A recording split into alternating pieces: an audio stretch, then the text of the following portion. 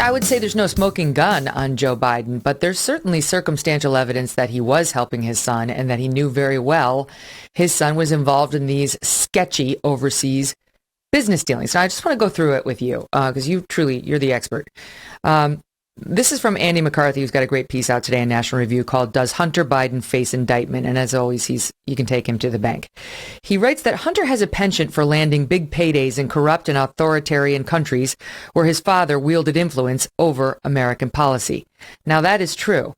And he goes on to say the following: regime-connected characters in countries where Joe Biden played point man on Obama administration policy had a curious habit of paying gargantuan sums of money to his inexperienced, unaccomplished son, even as Hunter's life spun out of control in a maelstrom of alcoholism and drug abuse, a broken marriage, an affair with his brother's widow, an affair with a stripper who won a paternity suit against him, a new wife whom he married 6 days after they began dating, financial woes, an investigation involving his having lost a handgun, and tainted transactions that have resulted in felony convictions of his closest business associates.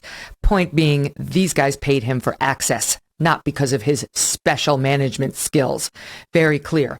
So you've been going through it, and as I understand it, it's Ukraine, it's Russia, it's China, the three places where he had these sketchy connections. Let's start in Ukraine.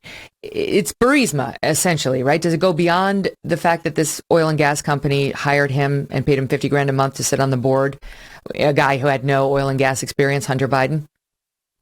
Well, that's certainly one of them. We also have this Meta Biota company that there's some connection in terms of trying to raise financing for this company that apparently was involved in the bio labs in Ukraine. But the main charges, the main conflict of interest had to do with Burisma. And Megyn, what's interesting is if you look at the timeline of this, the Ukrainians had their Revolution of Dignity in February of 2014. This is right about the time that Hunter Biden's really cracking the code on how to cash in on his dad's position and the family name. Within 2 months, Devin Archer, Hunter Biden's business partner, who's now a convicted felon, met with Joe Biden in the White House. You realize, a meeting with the sitting vice president in the White House, that's kind of a big deal. Not everybody gets to have that type of connection. Devin Archer did get that meeting. 5 days later, Joe Biden jets off to Ukraine, is named the point person for the Obama administration dealing with Ukraine. A day after that, Devin Archer is named to the board of Burisma. A few days after that, you have the owner of Burisma. He has about $23 million of his assets seized in London because he's corrupt. A couple of weeks after that, lo and behold, Hunter Biden joins the board.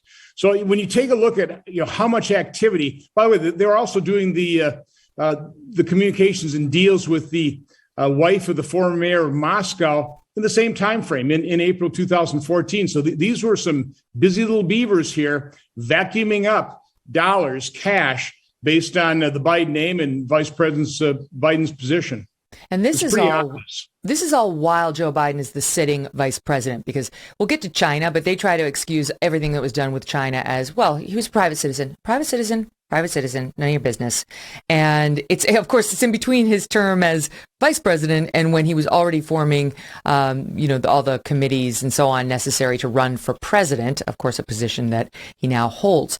So it's not as simple as like Megyn Kelly, private citizen. It's a lot more complex. But with Ukraine, he was in office. Yes. And, Hunter's businesses, and he has all kinds of different businesses. So it's kind of hard to say, Hunter got this directly. All this money is and I'll say laundered through his businesses. And, they flow from one business to another business. It's just very hard to track.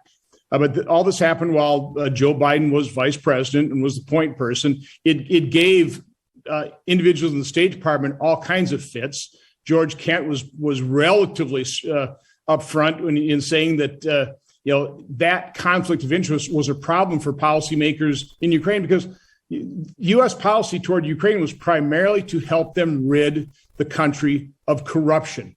That's what the whole Revolution of Dignity was about. Was the Ukrainian people sick of the legacy of corruption under Soviet domination, and they wanted to shed themselves of it. So they had a revolution, and lo and behold, you got vice president coming in there, having his son join these boards. Absolutely a corrupt deal.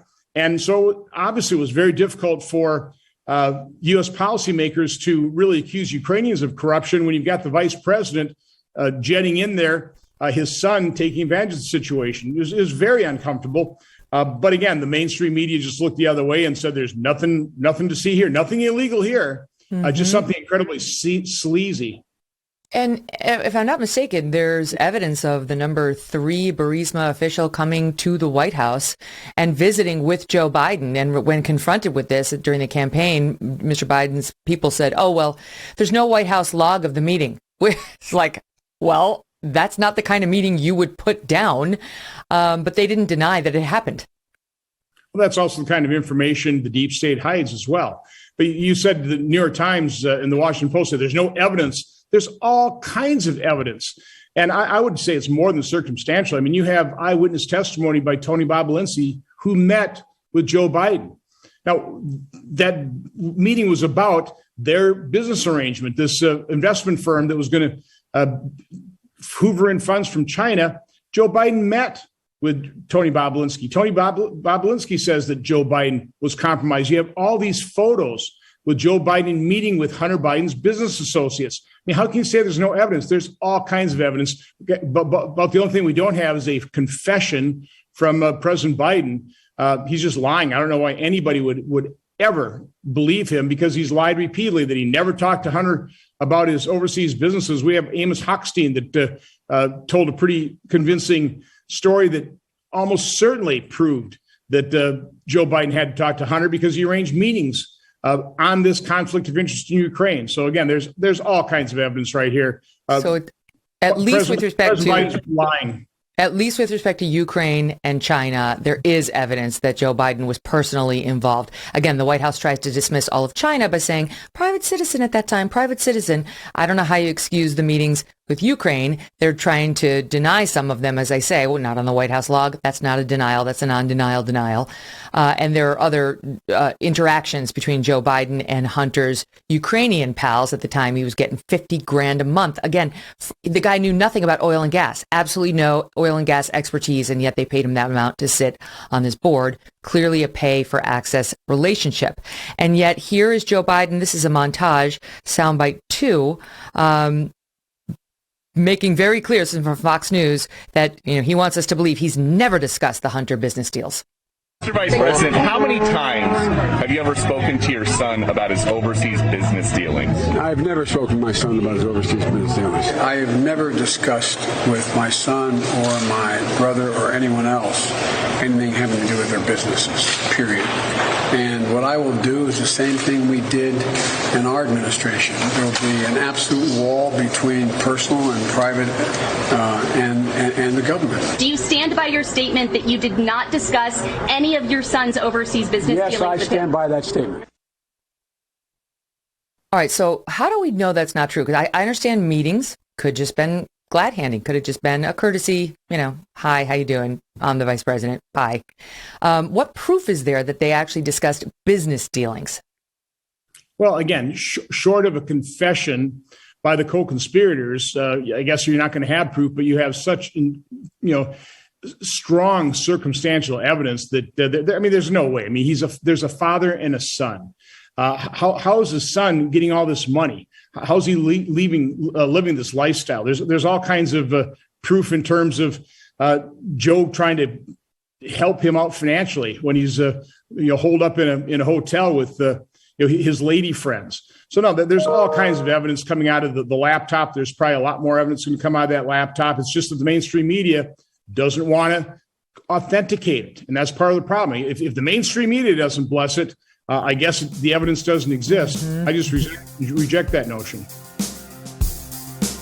Hey, thanks so much for watching. If you like what you just saw, hit the subscribe button for more clips and full episodes.